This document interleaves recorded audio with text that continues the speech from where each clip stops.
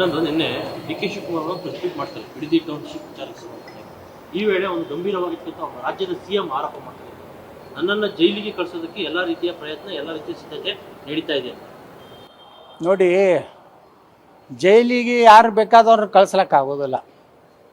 ಯಾರು ತಪ್ಪು ಮಾಡಿರ್ತಾರೆ ಅದಕ್ಕೆ ಸಾಕ್ಷಿಗಳು, ಪುರಾವೆಗಳು, ಮಾಡಿದಂತಹ ಹಗರಣಗಳ ಬಗ್ಗೆ ನ್ಯಾಯಾಲಯದಲ್ಲಿ ಪ್ರೂವ್ ಆಗಬೇಕಾಗ್ತದೆ.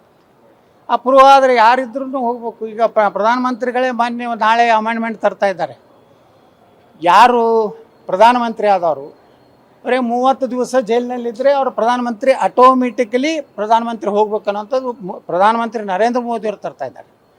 ಅದಕ್ಕೆ ನಮ್ಮ ದೇಶದ ಸಂವಿಧಾನ ಕಾನೂನು ಮುಂದೆ ಡಿ ಕೆ ಶಿವಕುಮಾರ್ ಅವರೇನು ದೊಡ್ಡವರಲ್ಲ.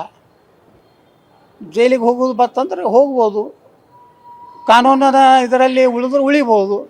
ಯಾಕಂದ್ರೆ ಅವರಿಂದ ಭಾಳ ಬುದ್ಧಿವಂತ, ಅತ್ಯಂತ ಈ ದೇಶದಲ್ಲಿ ಕಂಡೇರಿದಂಥ ನ್ಯಾಯವಾದಿಗಳು ಇರೋದ್ರಿಂದ ಅವ್ರು ರಕ್ಷಣೆ ಮಾಡ್ಬೋದು ಅಂತ ಅನ್ನಿಸ್ತೈತೆ. ನಾನು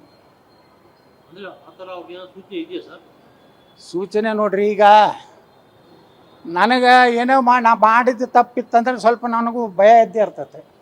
ಅವ್ರ ವಕೀಲರು ಹೇಳಿರ್ತಾರೆ ಇದರಲ್ಲಿ ನಾನು ಭಾಳ ಏನು ಮಾಡ್ಲಿಕ್ಕೆ ಆಗೋದಿಲ್ಲ, ಇದು ಭಾಳಷ್ಟು ನಿಮ್ಮ ಬಗ್ಗೆ ಸಾಕ್ಷಿ ಇರತ್ತೆ ಏನಾರೇ ಅವ್ರ ವಕೀಲರು ಹೇಳಿರ್ಬೋದು. ಕುಮಾರಸ್ವಾಮಿ ಅವ್ರು ಹೇಳ್ಯಾರದು ನಾ ಹೇಳೋದಿಲ್ಲ. ಕುಮಾರಸ್ವಾಮಿ ಅವ್ರ ನ್ಯಾಯವಾದಿಗಳಲ್ಲ, ಪಾಪ ಅವರು ವಿರೋಧ ಪಕ್ಷದ ಅವ್ರಿಗೆ ಅವ್ರು ಟೀಕೆ ಮಾಡ್ತಾರೆ, ಅವ್ರಿಗೆ ಟೀಕೆ ಮಾಡ್ತಾರೆ.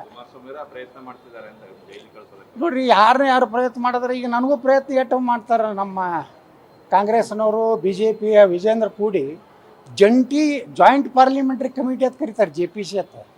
ಹಂಗೆ ಜಂಟಿ ಭಾರತೀಯ ಜನತಾ ಪಾರ್ಟಿ ಕಾಂಗ್ರೆಸ್ ಕೂಡಿ ನಾನೊಂದು ಜೈಲಿಗೆ ಹಾಕ್ಬೇಕಂತ ಪ್ರಯತ್ನ ಮಾಡೇ ಮಾಡ್ತಾರೆ. ಆದ್ರೆ ನಾವು ಒಳಗೆ ಹೋಗೇ ಇಲ್ಲ. ಮತ್ತು ಕೆಲವೊಂದು TV ಒಳಗೆ ಹೊಡೆದೇ ಹೊಡಿತಾರೆ.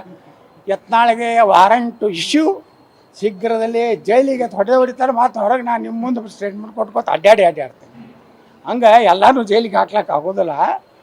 ಪಾಪ ಡಿ ಕೆ ಶಿವಕುಮಾರ್ ಅವ್ರಿಗೆ ಜೈಲಿಗೆ ಹೋಗೋದು ಅಂದ್ರೆ ನಮ್ಮ ಯಡಿಯೂರಪ್ಪನವ್ರಿಗೆ ಭಯಂಕರ ನೋವಾಗ್ತದೆ. ಹಿಂದೊಮ್ಮೆ ಹೇಳ್ಯಾರ, ಅವ್ರಿಗೆ ಆದಷ್ಟು ನೋವು ಬಹುಶಃ ಅವ್ರ ಮನ್ಯಾಗ ಆಗಿರ್ಲಿಕ್ಕಿಲ್ಲ ಅಂತ.